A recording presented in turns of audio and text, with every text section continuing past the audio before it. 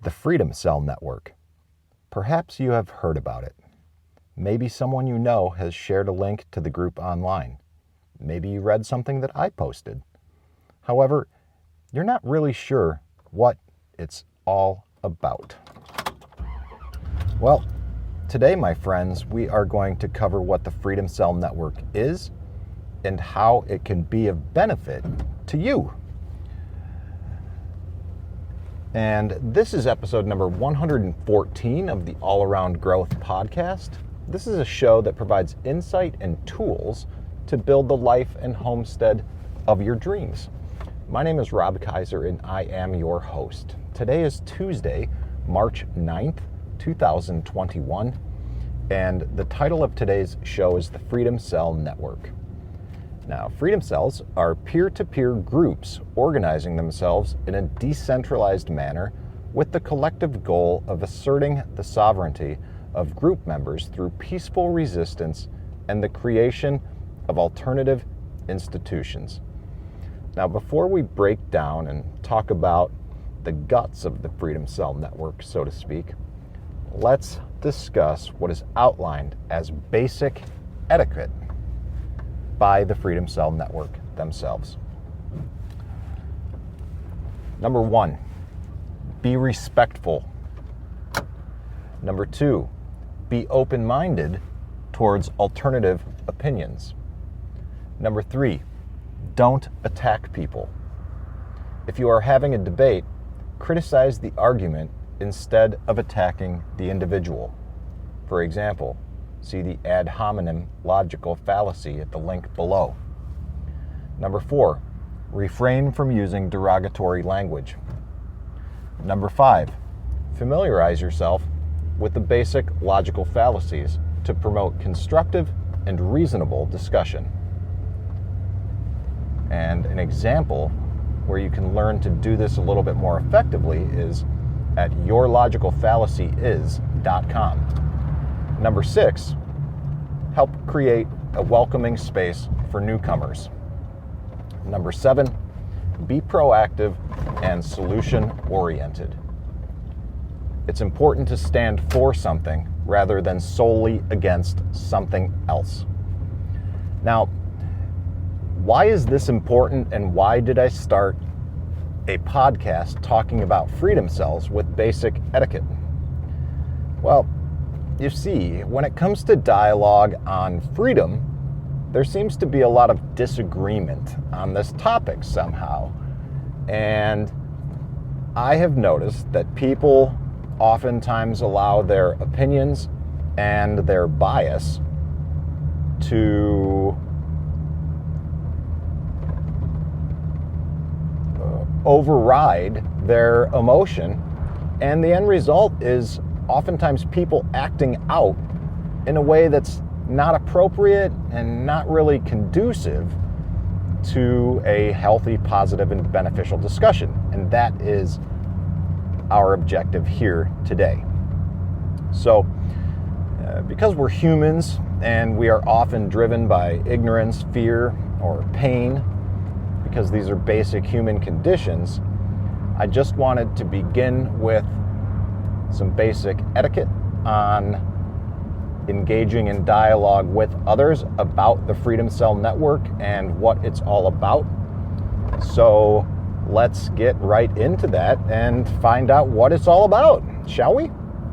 Now, Freedom Cells, like I said before, are peer-to-peer groups organizing themselves in a decentralized manner with the collective goal of asserting the sovereignty of group members through peaceful resistance and the creation of alternative institutions. All right, so, well, what does that even mean? What this means, and we're going to explore a different concept, but what's helpful in explaining this is the Freedom Cell Network and the concepts of agorism go hand in hand. I know. We're getting a little off track here, but I assure you this is all going to make sense, provided we have a clear understanding on what agorism is. Now, agorism is a social philosophy that advocates creating a society in which all relations between people are voluntary exchanges by means of counter-economics and engaging with aspects of non-violent revolution. Okay, and that is a link from Wikipedia, and I chose to include that here because I believe Wikipedia is a good starting point for basic definitions of things that we are not familiar with.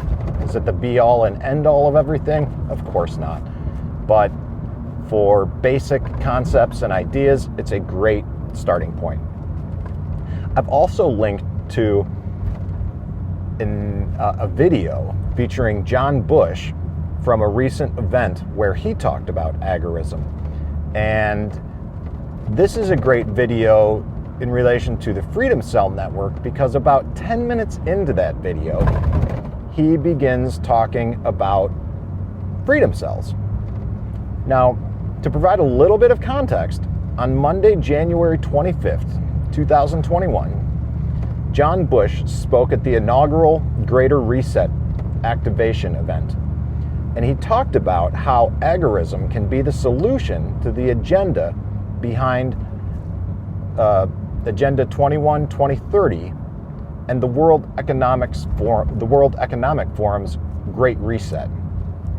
Now, John Bush is a radical activist, entrepreneur, and father of two living in Austin, Texas. And since 2002, he has worked tirelessly to create a more free and peaceful world through political activism and the promotion of alternative institutions. He's a proponent of health freedom and operates a company called Brave Botanicals, which offers kratom, or kratom, I guess is another pronunciation. And he's also founded the Live Free podcast. Now, in 2015, he laid out his vision for freedom cells, which he defined as small mutual aid groups network with other cells to achieve common goals and secure the sovereignty of group members. At the time of this recording, or the time the video was posted, January 26th, the group had grown to over 9,500 members. And that's 9,500 members globally. And the idea, albeit a lofty one, is to replace the state as a means of social organization. Now, at the time of this recording, on March 9th, I guess the date is today, maybe it's the 8th, I don't know. But at the time of this recording, there are over 19,000 members worldwide. And that means that the organization has grown by 10,000 members, or more than doubled in size in just 2 months. Why do you think that is? I'm not going to answer that question, but I would encourage you to think about it. So now that we have a little backstory on what Freedom Cells is and how it is tied to the concepts of agorism, or also known as revolutionary market anarchism, counter-economics as defined by John Bush, we can look at the basics of the structure of the Freedom Cell Network. Now, again, I would really encourage you to watch that video that features John Bush. I've linked to that in the show notes. All in all, it's about 30 minutes. But if you want to get a brief snapshot into what Freedom Cells are, you can skip to about 10 minutes into that video. It's great. He provides a much better and more comprehensive breakdown of what the groups are, since he's the founder of them, and he can explain it much better than I will be able to do here. But the Freedom Cell Network is essentially made up of small groups of people. The first group that you want to begin with, or start with, if you will, is what's referred to as your inner cadre.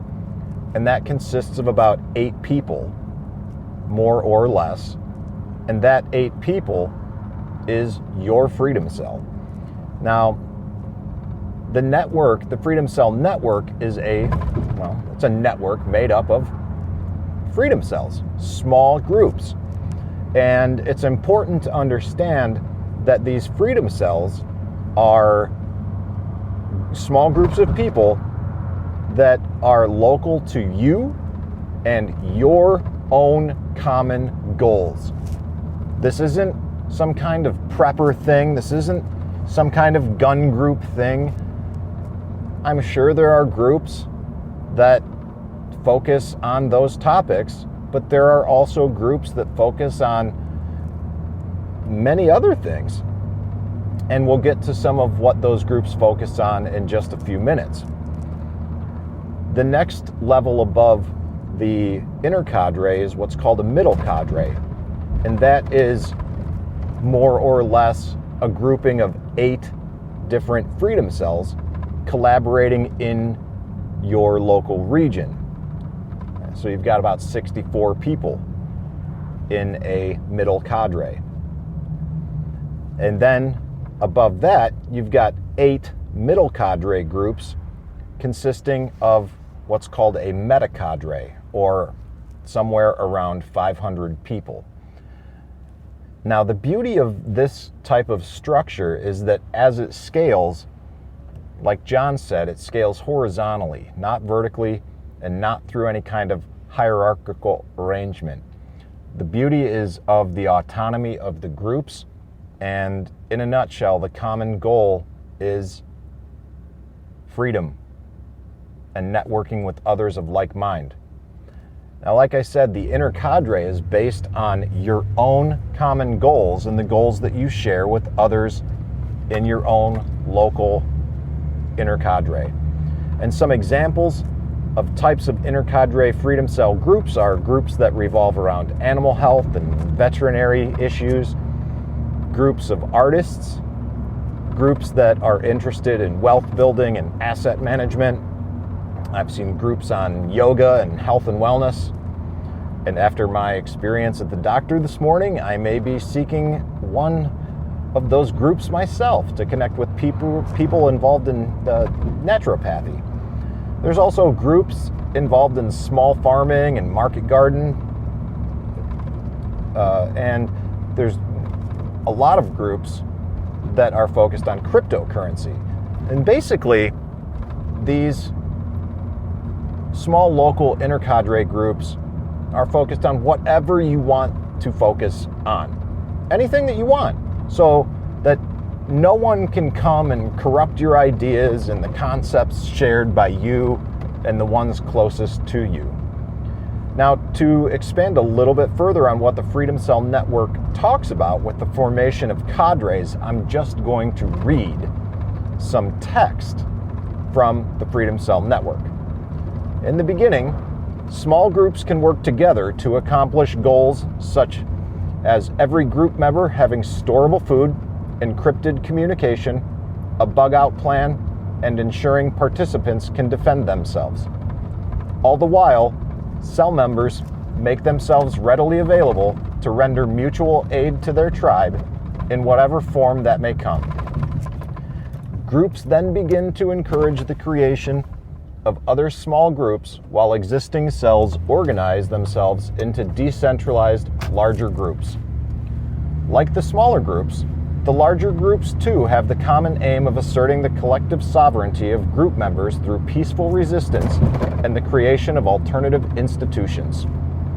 Through building and supporting alternatives such as local food networks, health services, mutual defense groups, and peer-to-peer economies and communication networks, freedom cells will be better able to disconnect and decouple themselves from state institutions they deem unworthy of their support. Once groups become large enough in numbers, it becomes quite possible for participants to opt out en masse and entrust themselves to the securing of their liberty. Now, I know that as I began to read that text, you heard some things such as storable food, encrypted communication, and a bug-out plan. And some of those things might not sound appealing to you. They might sound like some challenging topics that people that you find unsavory engage in. And that's okay. You don't have to engage in that if you don't want to. It's suggested, and I can't see any valid reasons why someone would not want to do those things. But if, like I said, if you want to form freedom cells and form your inner cadres with fellow friends and artists, or friends of yours engaged in the practices of animal husbandry, or friends of yours that are interested in health and wellness or yoga,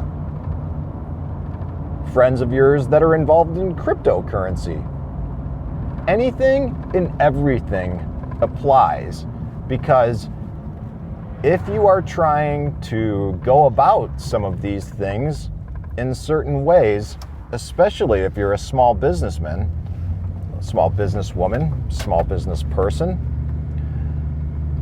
chances are you have come across or encountered some sort of restrictions from the state,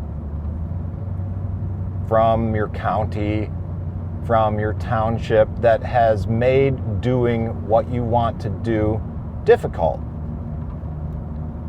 For example, at the homestead where I live, we make sauerkraut, and that's my dad's project. It would be a lot easier if we could go about the sauerkraut making process without going through all the inspections that are necessary and appropriate according to the state.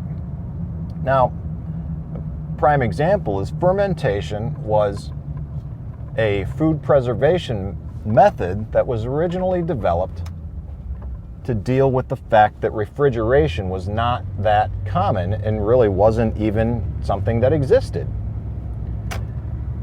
However, in order to legally sell fermented foods at farmers market, your food must be refrigerated. It can't be kept in a cooler.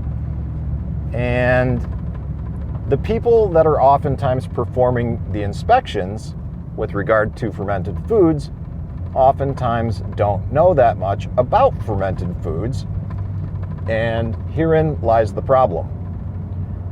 If my dad made a shitty product and people didn't like it or what have you, it wouldn't take that long for him to go out of business because people wouldn't buy it and word would get around that his product sucks.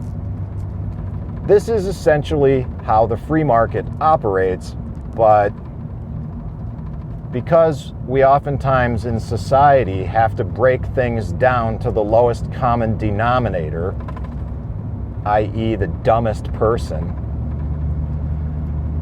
we have to cater to them, and we can't really operate in a way that involves the free market, and that's part of what the Freedom Cell Network is about. I trust you, dear listener, and I trust your own ability to make decisions that you feel are best for yourself, with the understanding and the expectation that you trust me to do the same for myself.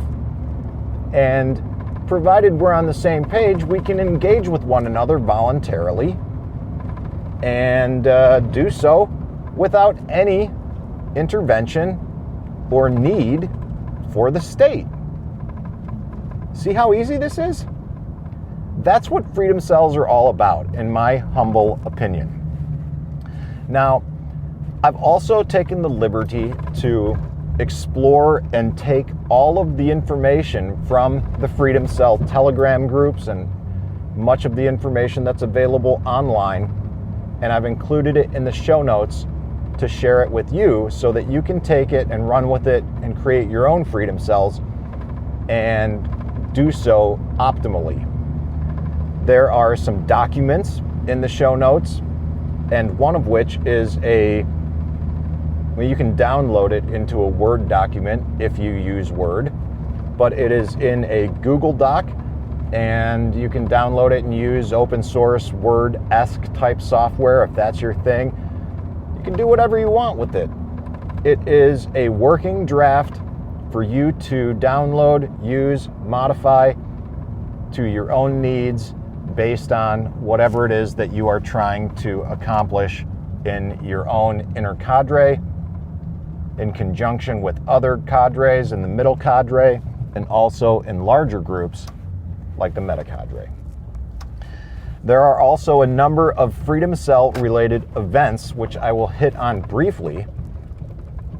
Currently, it began yesterday. I know I hesitated on the date earlier. I believe today's the 9th, but from the March 8th to the 11th in Gause, Texas, there is an event called Float Fest.